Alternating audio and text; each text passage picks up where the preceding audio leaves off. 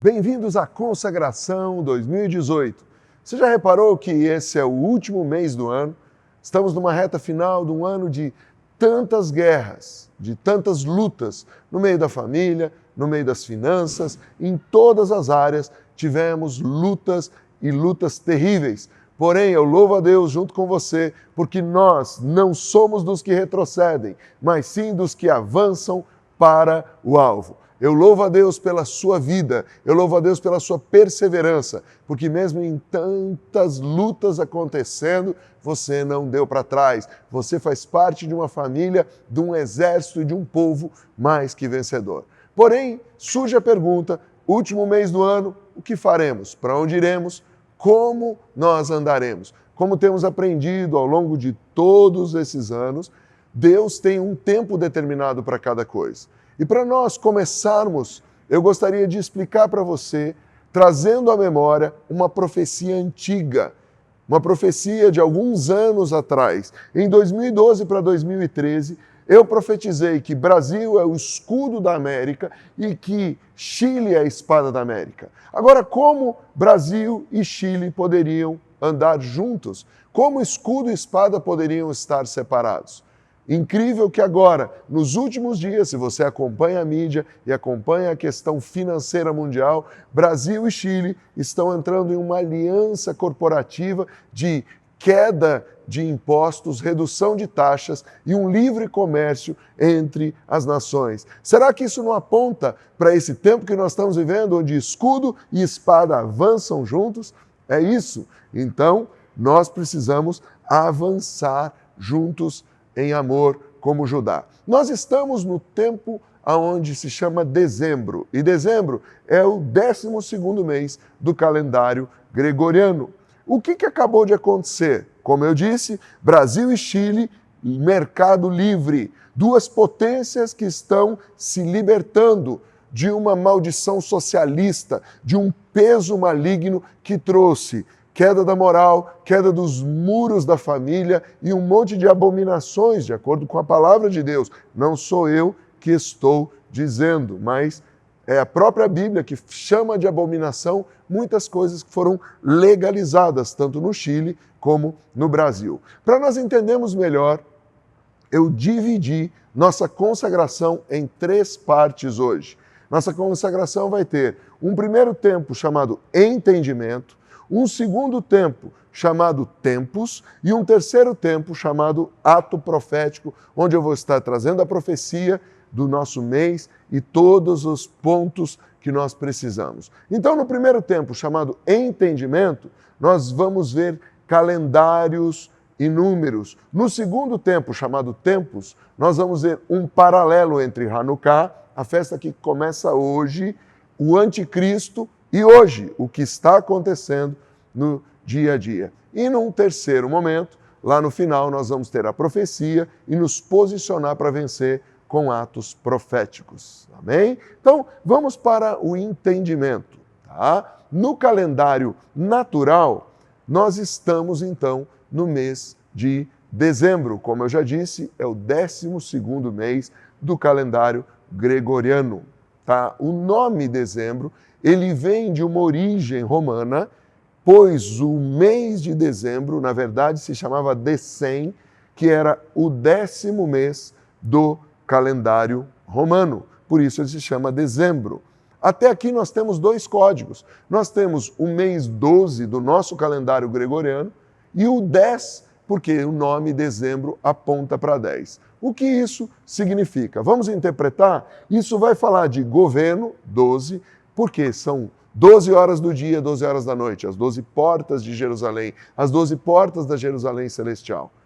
E 10 vai sempre apontar para testes, os 10 espias, as 10 virgens e assim por diante. Então nós estamos em um mês onde Deus quer nos dar segunda chance, teste, segunda chamada das provas que fomos reprovados, para que nós andemos debaixo do governo dele, trazendo o governo dele para a terra. Então surge a pergunta, nós estamos sendo aprovados? Eu e você, estamos sendo aprovados? Será que naquilo que nós fizemos esse ano, falamos e as decisões que tomamos, fomos aprovados por Deus? Ou será que nós já desistimos? Será que nós já chegamos à conclusão, eu tentei, mas não deu certo, né? Quantos se recordam aí da profecia para 2018? Tempo de renovar a esperança. Tempo de renovar a esperança.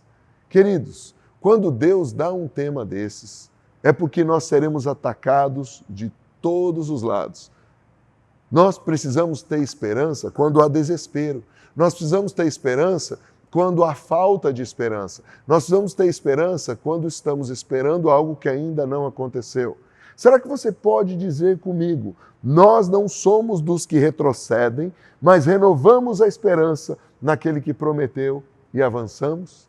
Vamos dizer juntos então, nós não somos dos que retrocedem, mas renovamos a esperança naquele que prometeu e avançamos. Aleluia, glória a Deus. Então você não faz parte da turma que dá para trás, mas você faz parte da turma que avança para aquilo que Deus prometeu. Avança em confiança e esperança no Deus que prometeu. Vamos dar uma olhadinha agora que já temos o entendimento do calendário natural, que é um tempo de testes, é um tempo de governo. Quem está governando sua vida? Seu umbigo, sua alma ou o governo de Cristo através do reino do nosso Pai amado, do Pai do nosso Senhor Jesus Cristo, a direção do Espírito Santo, a palavra de Deus? Vamos entender um pouquinho agora o calendário bíblico. Você tem ouvido, que acompanha aqui a nossa consagração, que Deus mesmo criou um calendário. Isso está em Êxodo capítulo 12, no verso 2. Deus diz, este vos será o princípio dos meses. Pelo calendário bíblico, nós estamos hoje no dia 24 do mês de Kislev. Tá? O mês de Kislev é o 9º mês do calendário. Isso quer dizer que daqui a alguns dias nós já vamos entrar no 10º mês. Deixa eu dar uma checada aqui na minha agenda, que a minha agenda do calendário do telefone, ela tem o calendário bíblico e o calendário também natural. Se você prestar atenção, nós vamos entrar em Tevet no dia 9. Isso quer dizer, daqui uma semana já é um novo mês, que vai ser o mês 10. Mas, por enquanto, nós estamos no mês de Kislev. E Kislev é o 9º mês, marcado por guerras de palavras, guerras na alma, guerra contra os acusadores, guerras com caluniadores. Uau! Espera um minutinho. Presta bem atenção aqui. Se no natural é um mês de provas, de testes, para vermos quem nos governa e que governo estamos trazendo para a terra, no espiritual é um mês de guerras. Guerra de palavras, na alma. Mas é interessante porque palavras e alma falam de um versículo bíblico. A boca fala do que o coração está cheio. Toda acusação vem de um coração ferido. Toda calúnia vem de um coração que está querendo difamar alguém. Foi no mês de Kislev que o sacerdote Esdras confrontou os homens de Judá e Benjamim, porque eles tinham feito algo muito terrível, abominável diante de Deus. Se casaram com mulheres etéias, isso está lá em Esdras 10, 9. E por causa disso haviam tempestades terríveis, inundações. Opa, peraí, será que não está tendo tempestade? Será que nós não estamos vendo no globo terrestre uma catástrofe atrás da outra? Será que Deus não está dando algum alerta? Não que a tribo de Judá ou a tribo de Benjamim possa ter feito algo, mas que os reis e sacerdotes, os homens e mulheres que Deus levantou nessa geração, que deveriam fazer diferença, fizeram aliança, casamentos com deuses estranhos, com mulheres estranhas, com ideias estranhas. Pensa comigo e acompanha o raciocínio, porque isso aqui tudo é uma revelação que Deus começou a me dar alguns meses atrás, às 3h30 da manhã. Deus me acordou e começou a falar sobre esse tempo que nós estamos vivendo, ligado a Hanukkah, ligado ao que Daniel escreveu, ligado ao anticristo. Então, é muito importante você se ligar. Hoje não é dia de tirar a cutícula, fazer permanente ou contar a lâmpada. Hoje é o dia de você ligar e ouvir no espírito, na alma e no corpo e receber uma unção para vencer e fazer diferença nessa geração. Então eu disse que o mês que nós estamos é Kislev. Kislev vem da palavra confiar. A base da palavra Kislev é a palavra no hebraico confiar. O mês de Kislev é um mês de transição, porque Kislev é um mês que começa a única festa bíblica que atravessa 2 meses. Agora, preste bem atenção aqui. Quando eu estou falando festa bíblica, querido, eu não estou falando festa eterna, porque existem 3 grandes memoriais eternos: Páscoa, Pentecostes e Tabernáculos. Nós precisamos entender que isso é muito importante, porque essas 3 festas são eternas. Agora, as outras festas que a Bíblia menciona, como Purim, como essa festa que nós vamos falar agora, não são eternas, não vão ser celebradas para sempre, mas são bíblicas porque elas estão na Bíblia. Então nós estamos num mês de transição. Agora você concorda comigo que nós, no natural, estamos no mês de transicionar de 2018 para 2019? E no espiritual, nós estamos no mês de transição. Que transição? Mudando de uma estação para outra, e é isso que eu quero mostrar. Qual é a festa bíblica, então? A festa de Hanukkah. O nome Hanukkah quer dizer dedicação, também conhecida por ser a festa das luzes. Por que festa das luzes? Porque ela aponta para o milagre do azeite se multiplicar no templo na época dos Macabeus. Foi em Kislev, nesse mês, que aconteceu a grande vitória do Yehuda Macabeu, filho de Matitiahu Macabeu. Eu vou estar falando sobre isso nos próximos minutos e estar apontando para você qual é aquilo que é a chave. Preste atenção, eu estou com uma chave aqui e muitas pessoas estão procurando uma chave. Olha para o seu vizinho e diga: Deus tem uma chave para você. E eu vou jogar essa chave profeticamente, declarando que Deus está te dando chaves para transicionar. Porque quando a gente não tem chave, a gente não entra. Quando a gente está sem chave, a gente também não sai. Alguém já ficou preso?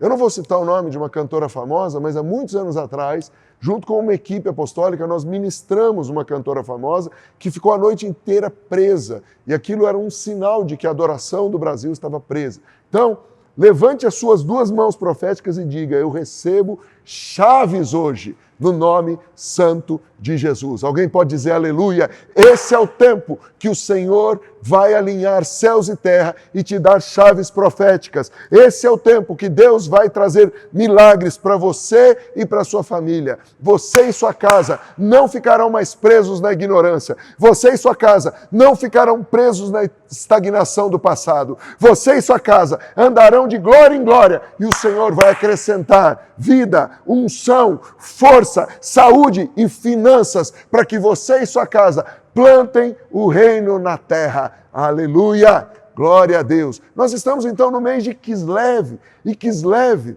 tem uma tribo que vai à frente, e essa tribo é uma tribo ambidestra. Sabe o que quer dizer isso? Uma tribo que manejava bem o arco, a espada, mas também lançava pedras com as 2 mãos.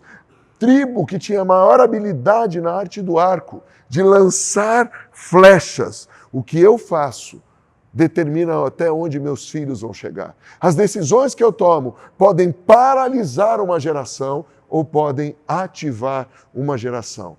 Uma das coisas interessantes sobre a tribo de Benjamim é que ela é a única tribo que nasce na terra prometida. Eu declaro que filhos vão começar a nascer. Há uma colheita que está por vir e essa colheita vem sem precedentes e o Senhor vai fazer filhos já nascerem numa terra prometida. Sabe o que é isso? Um tempo de milagre sem precedente, um tempo de glória, um tempo onde volta-se a restauração de todas as coisas e padrões de Deus.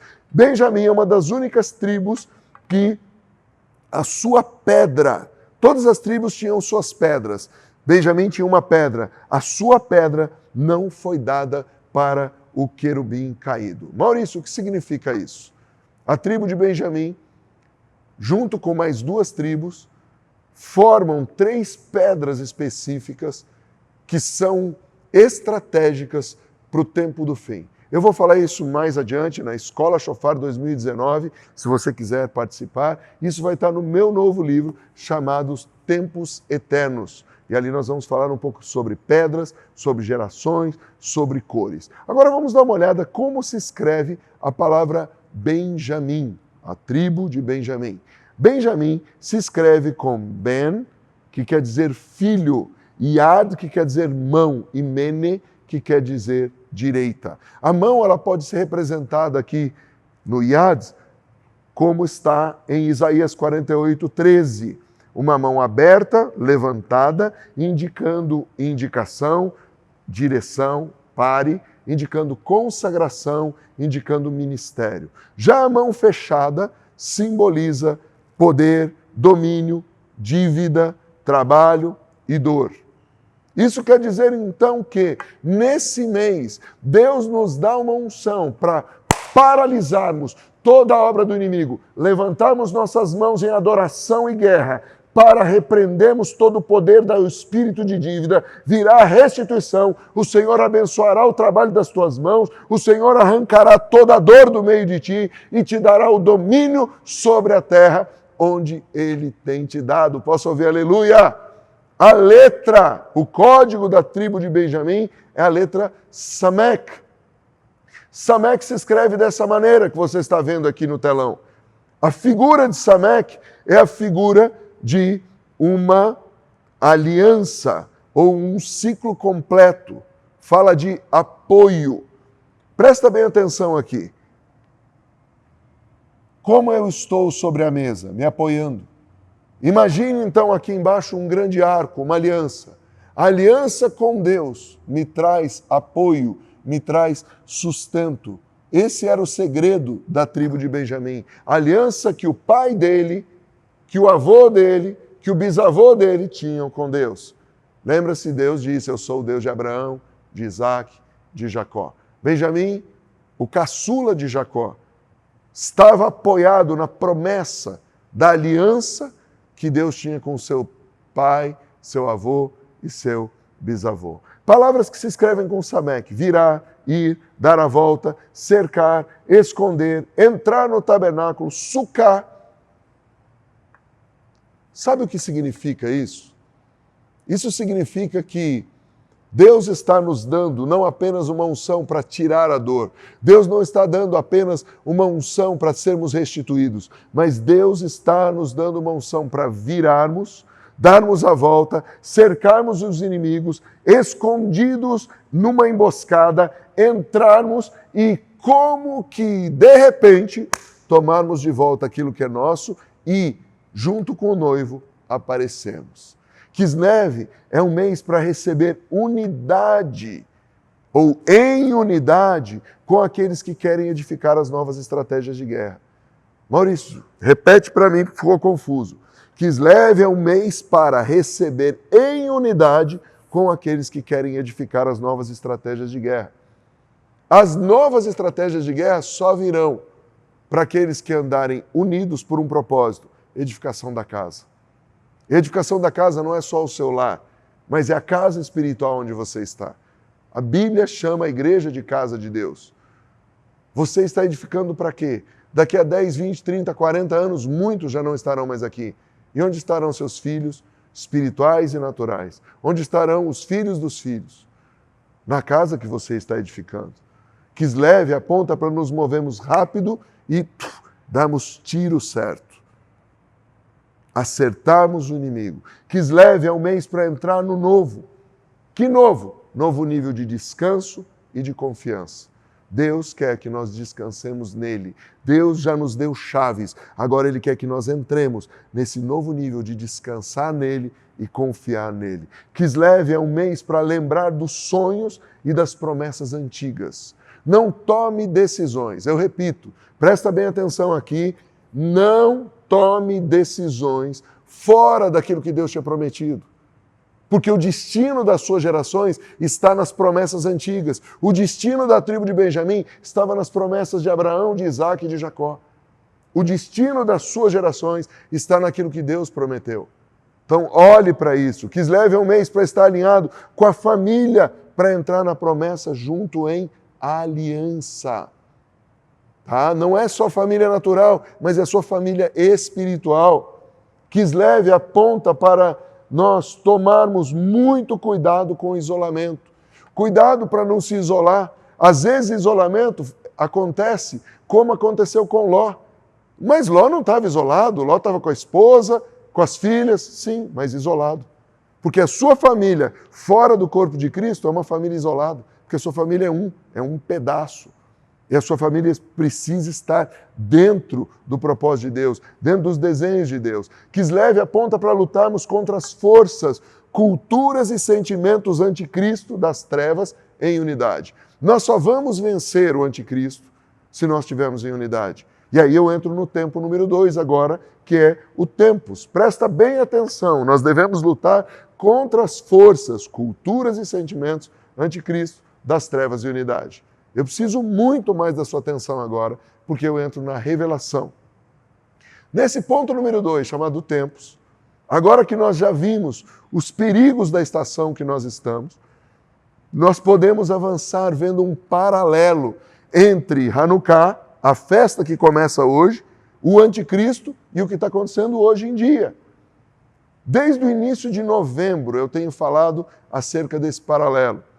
Lá no Congresso Real, na conferência da família MCI, na Breakthrough School, eu tenho falado sobre isso.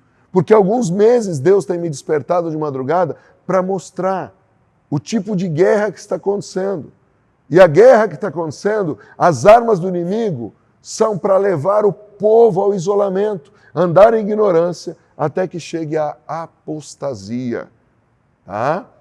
O inimigo está lutando não para que a gente pare de pregar o Evangelho, mas para que a gente negue o Evangelho.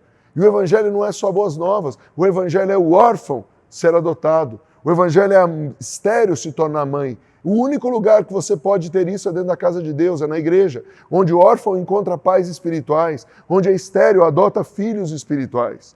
A história de Israel aponta para isso. Aponta para o quê, Maurício? Para a apostasia. Foi a apostasia que levou o povo de Israel aos cativeiros. Logo que termina o livro de de Josué, logo no fim do 6º livro da Bíblia, o livro de Josué, quando começa o livro de Juízes, 7º livro, fala que levantou-se um povo que não conhecia o Senhor. Mas espera um minutinho, esse povo que não conhecia o Senhor, ele não conhecia o Senhor porque os seus pais, isso aqui é importante, negaram de fazer o seu papel e não só ensinar, mas corrigir a nova geração. Presta bem atenção nisso. E é disso que a gente está falando aqui. Eu sei que incomoda pessoas, eu sei que isso fere, porque a atmosfera já está toda armada para a apostasia. Porque a apostasia foi quem levou Israel a passar pela Inquisição e pelo Holocausto. Um povo que conhecia Deus, virou as costas para Deus, veio o juízo iminente. Só que entre esses dois períodos, a Inquisição e o Holocausto, houve algo muito terrível e também importante. O que houve? A festa de Hanukkah. Mas não foi só a festa foi um culminar, foi um auge, foi um ápice de toda uma batalha que houve e de uma guerra de mais de uma década, cerca de 2 décadas, para tirar da mente do povo os preceitos de Deus e os padrões de Deus. Porque, queridos, um dos grandes problemas da apostasia é que o inimigo sabe que o segundo estado é pior que o primeiro. Maurício, o que quer dizer isso? É o que está na Bíblia. A pessoa tinha um tipo de droga, um tipo de vício, um tipo de atitude. Ela aceita a obra da cruz, conhece a Deus como seu Senhor e Salvador, entra pelo caminho, começa a viver a verdade sendo liberto e de repente ela vira as costas para tudo isso. A Bíblia diz que o seu segundo estado é pior do que o primeiro. Ou seja, a pior armadilha de Satanás não é impedir alguém de ser santo, salvo, convertido, mas é depois dessa pessoa conhecer a Deus, levá-la a apostatar, porque o seu segundo estado vai ser pior que o primeiro. Se Satanás já tripudiava sobre um drogado, se Satanás já tripudiava sobre uma pessoa que não tinha padrões morais e era perverso sexualmente, imagine o que ele faz depois que essa pessoa conheceu a Cristo e então negou a Cristo. A Bíblia diz que voltam 7 demônios piores. Ou seja, a grande estratégia de Satanás é fazer com que nações que conheciam a Deus, foram escolhidas por Deus para ser símbolo e sinal, se tornem nações apóstatas. É só você ver o que aconteceu com a Europa. O que é apostasia? É depois de ter conhecido Deus e seus padrões, abandonar a Deus e os seus padrões. Apostasia só acontece com uma cultura, um povo que conheceu a Deus. Nunca vai existir apostasia, por exemplo, na Índia. Enquanto a Índia não for evangelizada, aquilo não é apostasia, aquilo é bagunça, aquilo lá é um monte de nome que você queira dar, mas nunca apostasia, porque aquele povo nem experimentou direito do evangelho ainda. No passado, por conta da apostasia, houveram homens que foram levantados com o espírito do anticristo. Nero, Calígula, depois, nos tempos modernos, depois de Cristo, Stalin, Hitler, todos esses caras vieram com a mesma manifestação. Nós podemos afirmar que a apostasia acontece quando um povo que conhecia Deus se levanta agora com valores e padrões contra Deus.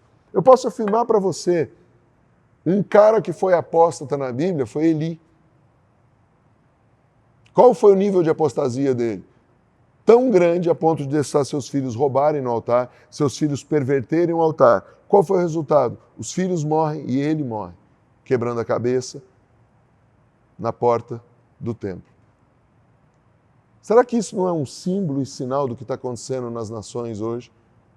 E essa é a base do espírito do anticristo, ou seja, ir contra os padrões de Deus. As pessoas me perguntam, Maurício, e a besta, e o anticristo? O anticristo é um espírito. O anticristo é um espírito. E um espírito que vem se manifestando ao longo das eras. Isso aconteceu, como eu já disse, na Europa, isso aconteceu na América do Norte, está acontecendo na América Central e na América do Sul, e nós não estamos dando conta disso. Vamos para a Bíblia. Vejamos o que Daniel falou sobre o fim dos tempos. Depois disto, eu continuava olhando nas visões da noite, e eis que o quarto animal, terrível, espantoso e sobremodo forte, o qual tinha grandes dentes de ferro, ele devorava e fazia em pedaços, e pisava aos pés o que sobejava. Era diferente de todos os animais. Diga, diferente. Diga mais uma vez, diferente de todos os animais que apareceram antes dele, e tinha 10 chifres. Existem inúmeras interpretações do fim dos tempos sobre isso. Eu louvo a Deus porque, sem estar buscando isso, numa noite, por volta das 3h30 da manhã, Deus começou a me despertar, e foram vários dias assim, e várias semanas, e Deus começou a me mostrar isso. Por que eu pedi para você repetir a palavra diferente? Porque a palavra diferente aqui é a palavra Shená. E aqui diz que esse ser, diferente de todos os outros, poderoso, que o que sobejava ele destruía, ou seja, ele não vinha destruir coisas que estavam mirradas, ele não vinha destruir pobreza, ele não vinha destruir miséria, ele vinha destruir onde tinha abundância. Onde sobeja, onde tem abundância. Esse espírito, esse ser, tinha o poder de mudar, porque o nome diferente aqui é a palavra mudar, ser alterado, ser trocado, mudar a natureza. Ou seja, o espírito do anticristo, ele tem poder para alterar a natureza. Em outras palavras, é mudar a ordem natural da humanidade. Mudar a masculinidade, mudar a feminilidade, o casamento, a infância e todos os padrões. Enfim, todos os padrões naturais, morais que Deus criou, sendo distorcidos e mudados. Para quê? Para ver uma destruição da humanidade. Você já reparou como as coisas estão mudando? No natural para o antinatural? Aquilo que não era normal há 20, 30 anos atrás, passou a ser normal. E aquilo que era normal passou a ser esquisito. Vamos continuar um paralelo para você entender. Maurício, o que isso tem a ver com Hanukkah? Eu vou te mostrar na história e na Bíblia. Porque se nós olharmos para o paralelo de Hanukkah, nós vamos ver o que está acontecendo ali no livro de Macabeus. O livro de Macabeus não é um livro que foi colocado na Bíblia, mas é um livro histórico. E ele tem um peso, porque ele fala de uma história. Lá em Macabeus 1:34 diz, eles estabeleceram um exército de homens pecadores, renegados, perversos que se fortaleciam em suas abominações. Uou! Eles estabeleceram um exército de homens pecadores, renegados, perversos, que se estabeleciam em suas abominações. O que estabelecia o governo desses homens? O que estabelecia a vida desses homens? E aqui mais especificamente nós estamos falando de Antíoco Epifanes, Antíoco IV. O que quer dizer isso? Esse homem foi sendo estabelecido cercando-se de um exército de pecadores, homens que negavam a Deus, perversos, e eles eram alimentados, fortalecidos. Quando você se alimenta, você fortalece. Quando você exercita, você fortalece. Isso quer dizer, então, que esses caras não só se alimentavam, mas se exercitavam de abominações. Mas quem acha isso abominável? Deus. Tudo que era abominável para Deus, eles se alimentavam. Tudo que era contra Deus, eles exercitavam. E o que a história conta? É que pessoas que estavam à frente, liderando e cuidando dos padrões morais, foram colocadas como perversas. Deixa eu te perguntar uma coisa. Você que está aí participando da consagração ou está assistindo esse vídeo, se lembra do tempo em que se brincava de bandido e mocinho? Como era o nome? Bandido e mocinho. Polícia e ladrão. A perversão é tanta que os ladrões foram colocados no governo e os que eram os defensores. Eu não estou dizendo que o militarismo foi perfeito, foi bom, mas eu vou te dizer, a história prova, não tem um ladrão nessa história. É só você olhar o patrimônio da família deles. A eleição já passou. Agora eu posso falar e você vai entender a minha veemência antes da eleição, porque Deus já estava me mostrando tudo isso. O espírito do anticristo por trás disso. Pessoas abomináveis e perversas, que eram terroristas, que eram bandidos, assaltantes de banco, matadores, se tornaram presidentes da República. Revolucionários que paralisavam fábricas, ganhando dinheiro por trás, se tornaram presidente da República. O que é abominável se tornou líder. E o que era líder se tornou abominável. E o que essas pessoas faziam? Atrocidades. Os que matavam, os que roubavam, os que saqueavam, foram colocados no poder. Os heróis deixaram de ser heróis. Os que defenderam a pátria nas guerras, os que viviam na sombra, fazendo coisas escondidas, se tornaram os líderes. É interessante porque existe uma expressão, e com todo respeito a opções sexuais, a expressão sair do armário. Parece que colocaram os normais dentro do armário e as pessoas que têm algum problema de identidade, de entender que o seu físico tem um DNA, e ao invés de buscar ajuda, eles saem do armário e tentam colocar a gente do armário e fazer a gente ficar quieto. Você já prestou atenção na inversão de valores? Quem trabalha com inversão de valores é o anticristo. Deus é um Deus que trabalha com a promoção de valores. Trabalhou, você é próspero. Guerreou, você venceu. Falou a verdade, você é liberto. Reconheceu que você é pecador e pediu perdão, você é curado, você é liberto, você é perdoado. E é exatamente o que nós estamos vivendo. Os líderes que mantinham as coisas em ordem se tornaram intolerantes. Como? O povo que é contra Deus e seus valores se tornaram os líderes da cultura, do ensino, da ciência e de todo o sistema. Maurício, o que você está dizendo? Eu estou falando história e estou falando fatos.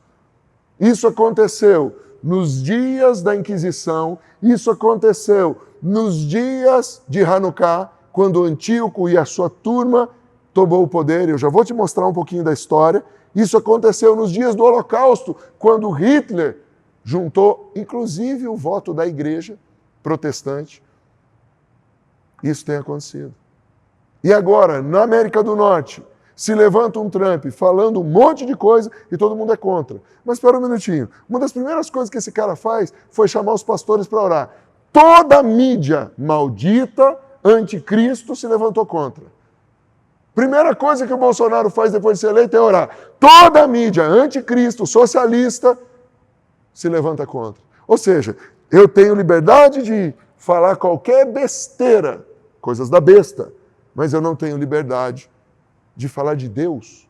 Sabe quem não gosta disso? Quem já foi contaminado na mente e no coração pelo espírito do anticristo. Cara, essa é uma revelação forte. Isso é uma revelação que mexe com estruturas, porque a próxima geração já foi contaminada por isso. E existem jovens hoje se levantando contra esse espírito. Você não vê mais hinos e a nossa bandeira. Quem ora virou motivo de discórdia. O que esse espírito faz? Transforma a natureza, pervertendo as mentes. E as mentes começam a ficar perversas. E aí a gente começa, não, nós não podemos ser tão assim, e não sei o quê. Sabe o que está acontecendo? Está acontecendo que o bom é chamado de mal e o mal é chamado de bom. E como cristãos, nós somos colocados no closet, fiquem quietos, não falem, não sejam intolerantes, vocês estão sendo violentos. E foi assim que aconteceu em Hanukkah. Antíoco foi mudando as leis até perverter tudo. Mas já estava escrito. O que era santo foi considerado profano. Ai dos que ao mal chamam bem e ao bem mal, que fazem da escuridade luz e da luz escuridade. Põe o amargo por doce e o doce por amargo. Isaías capítulo 5, verso 20. O profeta já tinha avisado. Mas o que aconteceu? Anos se passaram. E em 180 a.C., o tirano Antíoco IV, Epifânio, ascendeu ao trono da Seleucida. O que é Seleucida? Um braço remanescente do Império Grego. E Antíoco encontrou problemas para dominar um povo, principalmente o povo chamado judeu. Por quê? Os judeus tinham um padrão bíblico, tinham um padrão moral. Os judeus tinham um padrão familiar de casar-se com uma mulher, de homem casar com mulher, de ser santo, de adorar um só Deus. Só que Antíoco conseguiu, por manobras políticas, fazer aliança com alguns sacerdotes. E eles se tornaram os helenizados, ou helenizantes, aqueles que aceitaram a cultura helenista, ou os helenistas, né? E alguns líderes judeus foram convencidos a se helenizarem, ou seja, a mudarem de mentalidade hebraica. Há um só Deus, há um Senhor de tudo, Ele criou o padrão moral das coisas. Você quer fazer do jeito errado? Você pode até fazer, mas não chame o errado de certo. E não me obrigue a tolerar o que você está fazendo. Eu posso te amar, mas eu não concordo com o que você faz. O problema é que essa helenização grega faz com que coisas abomináveis se tornem coisas aprazíveis. Na verdade, o sacerdócio começou a se corromper. E por fim, em 167 a.C., Antíoco ordena a construção de um altar a Zeus, símbolo do próprio Satanás, dentro do templo e manda sacrificar um porco lá. Uau! Talvez você se pergunte, como assim? Como que o cara fez isso? É preciso lembrar que Antíoco só entrou no templo porque ele foi convidado. Por isso a palavra de Deus em Efésios 4, 27 diz, nem deis lugar ao diabo. Uma das primeiras ideias do diabo que entrou na humanidade foi, você não precisa confiar em Deus. Seu pai não é tão bom assim. Você viu que seu pai proibiu você de comer dessa árvore? Ele continua o mesmo. Lembra dos irmãos de Davi o que falavam dele? Com quem você deixou as poucas ovelhas do seu pai? O quê? Seu pai? É o Pai Nosso. Jesus, quando vem restaurar as coisas, ele chama de Pai Nosso. Para Antíoco fazer o que fez, da mesma maneira que Esdras teve que repreender Judá e Benjamim, porque eles tinham feito aliança errada, Antíoco conseguiu fazer uma aliança com o sacerdócio. E talvez você pergunte, o que isso tem a ver com os dias de hoje? E aí eu pergunto, o que temos visto no Brasil? Quantos absurdos em nome de uma tal tolerância? Quantos pastores negando o que a Bíblia diz? Querido, eu não sou contra homossexuais, eu não sou contra pessoas de tipo nenhum. Eu sou contra as práticas delas. Mas eu amo todas as pessoas. Jesus ama todas as pessoas e morreu por elas. Agora, o fato de Jesus amar as pessoas não quer dizer que ele tolera o que elas fazem. Você já reparou que, aos poucos, o inimigo foi invertendo os valores? E agora quem fala a verdade é o que é moralmente e que é moralmente correto pela Bíblia, se tornou intolerante. Isso foi entrando sutilmente nos sacerdotes dos dias de Antíoco e está acontecendo nos dias de hoje. Sempre foi e será assim. Os que deveriam ser sal se tornaram insípidos. Vamos falar do sal um instante. A Bíblia diz, convertei o coração dos pais aos filhos, ou converterei o coração dos pais aos filhos e dos filhos aos pais. Tem gente que pensa que esse texto fala dos pais serem bonzinhos e tolerantes com os filhos. Agora viaja comigo um instante. Se o sal vier a ser insípido, o que vai acontecer? Ele perde o sabor, mas não só o sabor, ele perde o seu poder. Então viaja comigo, presta bem atenção aqui.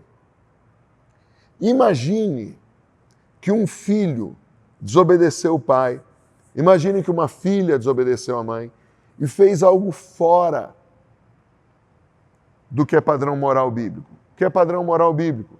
Homem, casar-se com mulher, relações sexuais só após o casamento. Então, digamos que um rapaz ou uma moça infringiu esse tipo de coisa. Se nós somos sal, esse tipo de coisa é uma ferida no corpo. Quando eu tenho uma ferida, eu estou machucado. Se eu colocar sal em cima, vai arder? Sim ou não?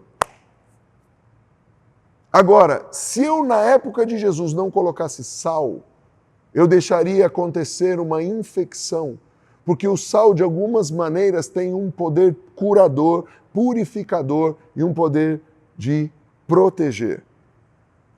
Quando a Bíblia diz, converterei o coração dos pais aos filhos, a Bíblia nada mais, nada menos está dizendo, eu levantarei homens e mulheres que não têm medo de corrigir seus filhos, de usar a vara e de colocar no lugar o que tem que ser colocado. Porque se você colocar sal num lugar que não tem ferida, não vai doer. Mas se você colocar sal num lugar que tem ferida, vai doer. E quem está colocando sal não é maldito, quem está colocando sal não é abusivo, quem está colocando sal não é um carrasco, mas é alguém que não é frouxo e não tolera Jezabel, é alguém que não é frouxo e não aceita o anticristo.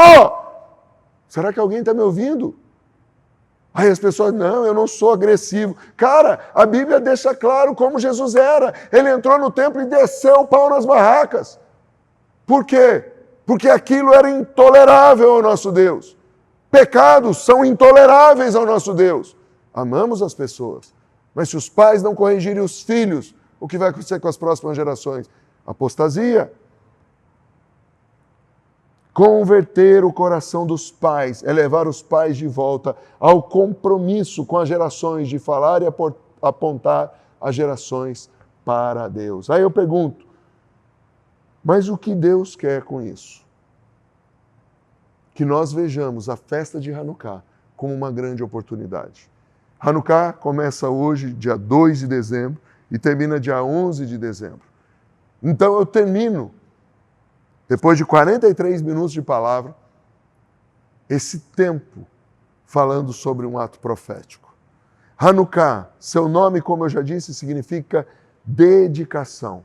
É uma festa que só se encontra no Novo Testamento. Então, olha para mim, presta bem atenção, hello, olha para mim, não desvie a atenção, sei que já passaram mais de 40 minutos, olha aqui, estou aqui, hello, querido, amada, Hanukkah só acontece aonde? No Novo Testamento. Ou seja, não me venha dizer que é uma festa judaizante, apesar de ter sido celebrado por um judeu. Que judeu? Leia aí, segura essa bomba. Celebrava-se em Jerusalém a festa da dedicação, era inverno. João 10, 22. 23, o maior de todos os judeus, Jesus, passeava no templo, no pórtico de Salomão. Vou ler de novo. Celebrava-se em Jerusalém a festa da dedicação, era inverno. João 10, 22. Jesus, o maior judeu de todos, passeava no templo, no pórtico de Salomão. Jesus só pôde estar lá porque alguém se levantou e disse não para o anticristo. Alguém se levantou e disse não para aquela base socialista medíocre da época. Maurício, por que você está batendo nisso? Porque eu só estou apontando de onde vem a base disso. Onde está se deteriorando os padrões morais da nossa nação. Chegou a hora de nós botarmos em ordem a nossa nação. Jovens não têm aguentado o meu discurso. Jovens me chamam de intolerante. Estou nem aí. Sabe por quê? Porque a palavra de Deus está acima de tudo e de todos. Deus elevou o seu nome e a sua palavra acima de tudo e de todos. Deus pegou nos dias de Antíoco um pessoal da tribo de Judá, uma família cujo pai se chamava Matatias ou Matitiarro. Ele tinha 5 filhos. Quantos filhos eu disse? 5 filhos. Seus filhos se chamavam Yohanã, João, Shimon, Simeão, Eliezer, Jonatas e Yehuda, que quer dizer Judá. Yohanã, Shimon, Eliezer, Jonatas e Yehuda. 5 filhos. Após a morte de Matitiarro, Yehuda, o Judas, né? Eu prefiro chamar ele de Judá, porque Yehuda quer dizer Judá. Judá o Macabeu, ou Judá o Martelo, ele toma a liderança. Seu pai começou algo, mas o filho teve que continuar. Uma resistência contra esse espírito de anticristo, porque o templo estava sendo profanado, todas as coisas estavam em desordem, tá? E ele, então, dirige um pequeno grupo de camponeses. E em 164 a.C., eles retomam o templo. Quando chegam no templo, estava tudo profanado. A menorá não tinha mais luz. Acharam um pequeno frasco de óleo. E eles precisavam tomar uma decisão. Acender a menorá e, pela fé, esperar que se o óleo multiplicava, ou então fazer todo um processo de purificação de um novo azeite. Pela fé, o pequeno óleo foi colocado na lâmpada e ele se multiplica por mais 8 dias. Nasce, então, a festa de Hanukkah e a Hanukkah, aquela menorá com 9 braços, apontando para o milagre. O que era 1 foi suficiente para mais 8, deu 9. Então, esse pequeno grupo de camponeses retoma o templo e purificam o templo. Qual a profecia para esse tempo? Eu via uma tempestade muito grande vindo. Mas eu via um exército marchando. E esse exército marchava. E uma pequena luz brilhava ao fundo. E era isso que era o foco desse pequeno exército. Até que eles enxergaram que essa pequena luz era a aliança de Deus com a humanidade, que foi feita antes da fundação do mundo. Por isso, minha palavra profética para você hoje é: esse é o tempo de renovar a esperança no Deus de aliança. Encerro perguntando: o que faremos?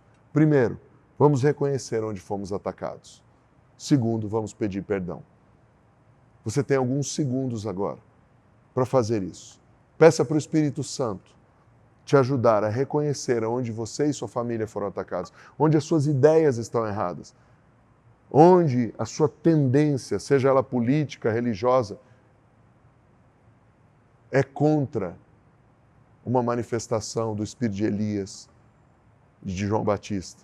É interessante porque no meio de uma geração que clama tanto pelo fogo, o fogo que Elias clamou, o fogo que João Batista profetizou, há tanta gente que não tolera profetas como Elias e João Batista. Profetas que pegam pesado com o pecado.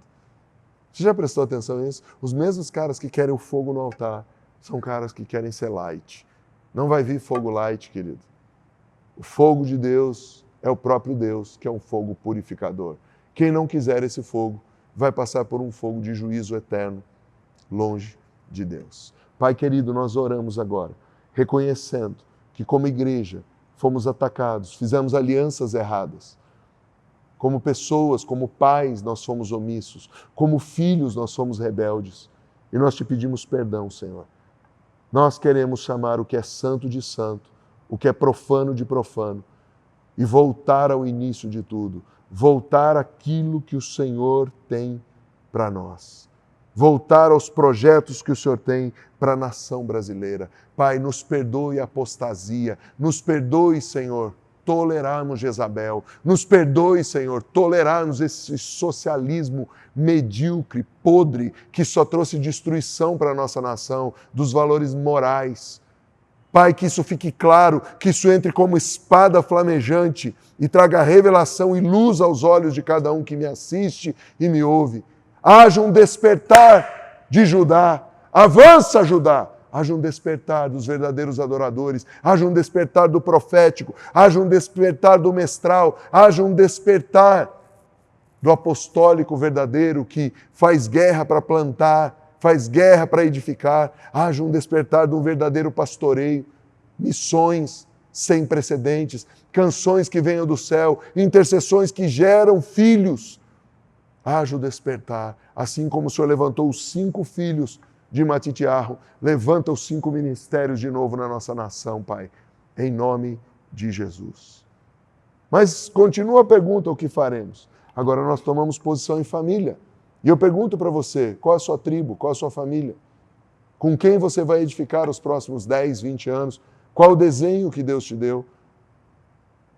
Eu costumo dizer, há alguns dias tenho falado essa frase, eu não sei se eu sou Noé, se eu sou o filho de Noé ou se eu sou o jumento, mas eu sei que eu quero estar na arca e Deus está edificando algo. Eu amo ser família de Deus, parte do corpo de Cristo, mas eu tenho o privilégio de fazer parte da família MCI. Ame a sua igreja, ame a sua denominação, sirva a sua denominação. Não saia pela porta do fundo. Seja enviado, edifique. Deixe algo para os seus filhos e para os seus netos. Nós vamos terminar fazendo 2 coisas. Orar juntos. Faça um grupo de 2 ou 3. Faça uma dupla, um trio e comece a orar. Abençoe seu pastor na sua casa local. Se você é de outra denominação, abençoe seu pastor, abençoe seu líder, sua pastora. E comece a pedir, Senhor, nos dá um batismo de família, nos dá um batismo de entender que é na família que nós somos curados, que é na família que nós somos edificados, no corpo de Cristo, na família chamada igreja. Pai, em nome de Jesus, quebra agora toda a maldição de mentira, de dispersão, de falta de identidade, de falta de posicionamento. Senhor, derrama em cada casa a identidade de verdadeiros filhos que te adorem, filhos que querem fazer tua vontade, filhos que não são questionadores por questionar, mas que recebem a revelação dos pais, filhos que sabem esperar o seu momento, filhos que sabem andar de glória em glória, filhos que sabem, Senhor, aceitar o confronto e serem limpos de uma intoxicação, porque a antiga geração já passou por algo que a nova geração ainda não passou. Pai, como o exemplo de muitos jovens que estão se levantando, Alessandro Vilas Boas, André Aquino, Tom Molinari, que tem ouvido a geração dos mais velhos, levanta em cada igreja, no meio dos adoradores, no meio dos profetas da nova geração, no meio dos novos pastores, homens e mulheres que tenham temor e queiram ouvir a velha geração para não cometerem os mesmos erros. Pai, no nome de Jesus, batiza-nos como família. Em nome de Jesus. Continue orando mais alguns segundos, querido, que nós já vamos terminar. Aleluia.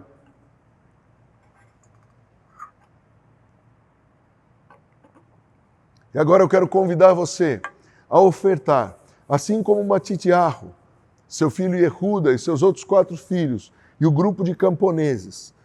Eles precisaram entregar tudo o que tinham, suas ferramentas.